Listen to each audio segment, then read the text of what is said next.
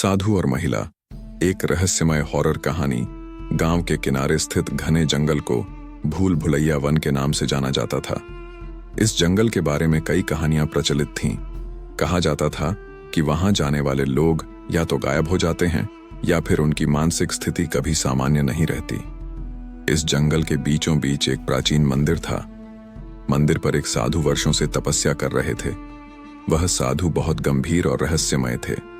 उनकी उपस्थिति से ही लोगों में भय और श्रद्धा का मिश्रण हो जाता। जंगल का रहस्य गांव में एक महिला सुरभि अपने पति के असमय निधन के कारण गहरे दुख में थी। एक रात उसे सपने में अपने पति की आवाज सुनाई दी। आवाज ने उससे कहा, मैं जंगल में फंस गया हूं, मुझे बचा लो। सुरभि ने सपने को सच्चाई समझा और अगले ही दिन जंगल जाने का निर्णय लिया। गांव वालों ने उसे चेताया, वह जंगल शापित है, वहां जाना मौत को बुलावा देना है।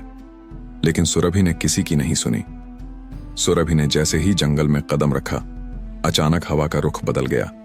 वहां एक अजीब सी खामोशी छा गई। दूर दूर तक सिर्फ सूखी पत्तियों की सरसराहट और कुछ अनजान पक्षियों की डरावनी आवाज सुनाई दे रही थी।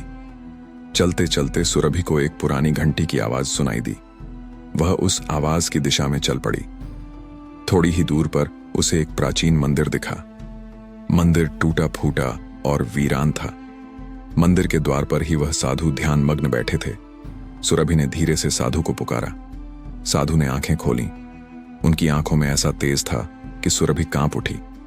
साधु ने गंभीर आवाज में कहा, तू यहां क्यों आई है स्त्री? यह स्थान तेरे लिए नहीं है, यहां से लौट जा।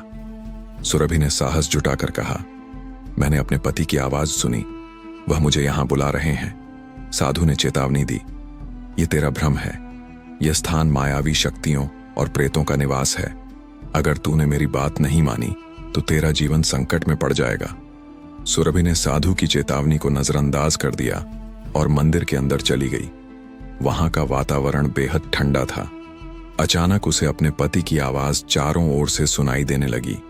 वह आवाज उसे मंदिर के पीछे स्थित एक अंधेरी गुफा तक खींच लाई। गुफा के अंदर एक गहरा तालाब था। सुरभि ने तालाब के किनारे अपने पति को खड़ा देखा। उसकी खुशी का ठिकाना नहीं रहा। वह भागकर उनके पास पहुंची और उनका हाथ पकड़ने की कोशिश की। तभी उसका पति धीरे धीरे बदलने लगा। उसका चेहरा विकृत हो गया, आंखें लाल हो गईं और उसकी हंसी डरावनी गूंज में बदल गई। वह कोई और नहीं, एक मायावी आत्मा थी। आत्मा ने सुरभि को पकड़ने की कोशिश की, लेकिन तभी साधु वहां आ पहुंचे। उन्होंने अपने त्रिशूल को आत्मा की ओर फेंका। त्रिशूल के लगते ही आत्मा दर्दनाक चीख के साथ गायब हो गई। साधु ने सुरभि को समझाया, यह जंगल कई मायावी आत्माओं का निवास है। यह आत्माएं वर्षों से यहां फंसी हैं और भोले भाले लोगों को अपने जाल में फंसाकर उनकी आत्मा को अपना भोजन बनाती है। सुरभि ने कांपते हुए पूछा, लेकिन आप कौन हैं? आप यहां क्यों रहते हैं? साधु ने गंभीरता से कहा, मेरा धर्म इन्हीं आत्माओं को रोकना है, पर मेरी तपस्या अधूरी है, इसलिए ये शक्तियां अब भी सक्रिय हैं। साधु ने सुरभि को गांव तक सुरक्षित पहुंचाया और कहा, अब कभी भूल से भी इस जंगल की ओर मत आना, यह स्थान तेरे लिए नहीं है। सुरभि ने गांव लौटकर सारी घटना बताई। गांव वालों ने उस दिन से भूल भुलैया वन में जाना बंद कर दिया। कहते हैं कि साधु भी उस घटना के बाद कहीं लापता हो गए। लेकिन आज भी जब कोई जंगल के पास से गुजरता है तो उसे मंदिर की घंटी और चीखों की आवाज सुनाई देती है। गांव वाले मानते हैं कि साधु की तपस्या अभी भी कहीं न कहीं जारी है और वह उस जंगल को भूत प्रेतों से मुक्त करने के लिए संघर्ष कर रहे हैं। इस रहस्य का सच क्या है, यह आज भी कोई नहीं जानता।